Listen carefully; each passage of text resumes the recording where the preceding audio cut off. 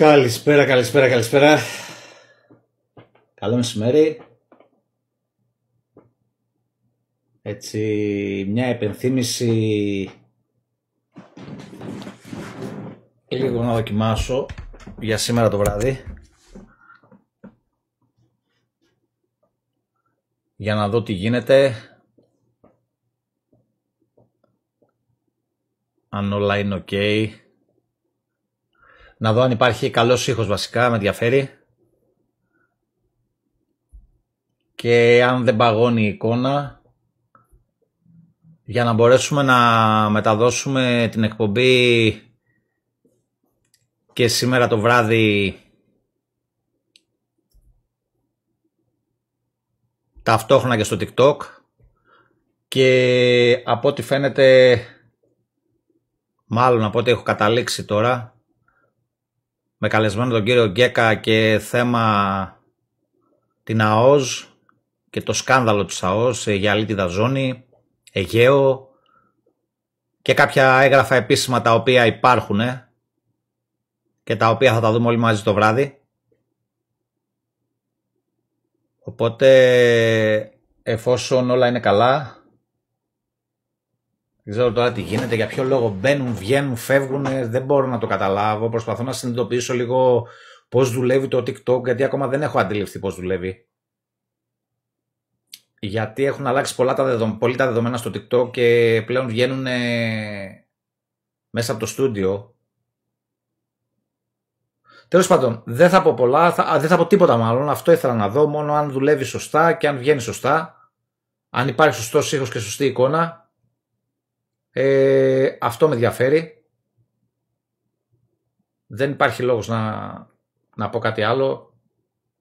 Προσπαθώ να καταλάβω τον τρόπο που αλληλεπιδρά μια ζωντανή εκπομπή στο TikTok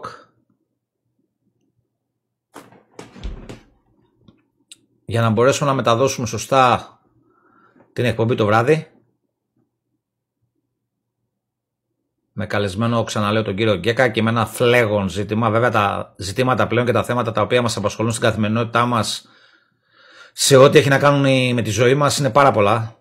Η αδιαφορία του κόσμου είναι μεγάλη, λίγοι ενδιαφέρονται, δεν πολύ καίγονται και όλα στο αν θα υπάρξει αύριο μεθαύριο Ελλάδα ή αν θα έχουν μέλλον τα παιδιά μας. Εντάξει, είμαστε λίγοι, είμαστε γραφικοί, δεν βαριέσαι. Συνεχίζουμε με αυτούς τους λίγους, με μια χούφτα Ελλήνων που έχουν το Ελλήνων φρόνημα, γιατί μια χούφτα είμαστε, δεν είμαστε παραπάνω. Αυτοί που αγωνιζόμαστε, οι υπόλοιποι, στη ρουτίνα και στην καθημερινότητά τους. Δυστυχώς. Λοιπόν, πιθανόν, εφόσον όλα είναι καλά από ό,τι βλέπω, πιθανόν η εκπομπή θα μεταδοθεί ταυτόχρονα και στο TikTok. Για να δω λίγο.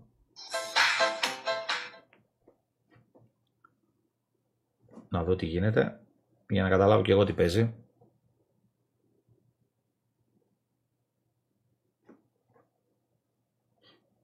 Δεν ξέρω αν με βγάζει στα προτινόμενα. Εμένα πάντως, εγώ δεν μπορώ να πάω από το κινητό μου. Δεν ξέρω, επειδή βγαίνει από μένα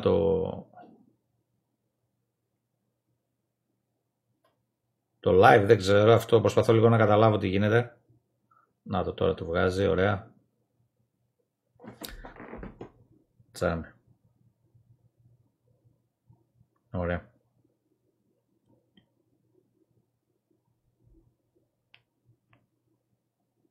Μια χαρά. Η εικόνα είναι τέλεια από ό,τι βλέπω. Και ο ήχος βγαίνει σωστά. Ωραία, θα μικροφωνίζει τώρα γιατί έχω την εικόνα και τον ήχο ανοιχτό από το κινητό. Ωραία, εντάξει.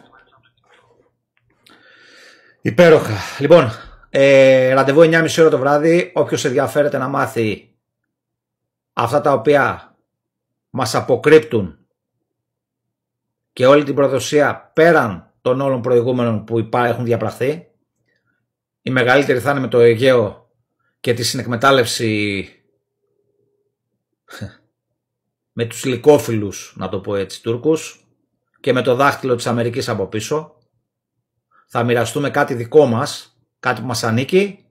Ξαφνικά πρέπει να πάμε στη Χάγη να διαπραγματευτούμε και να επιβεβαιώσουμε ότι τελικά αυτό το οποίο μας ανήκει, μήπως να το μοιραστούμε με τους Τούρκους, και ας βγάλει και ένα 60-70% η Αμερική. Και ας πάρουμε εμείς τα ψίχουλα και ακόμα μια φορά.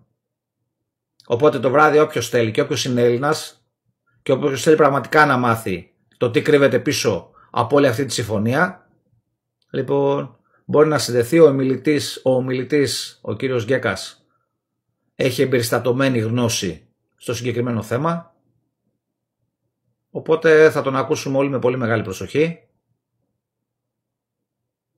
Ανανεώνουμε το ραντεβού λοιπόν σήμερα το βράδυ, ξαναλέω, 9:30. Να είστε όλοι καλά και καλό μεσημέρι.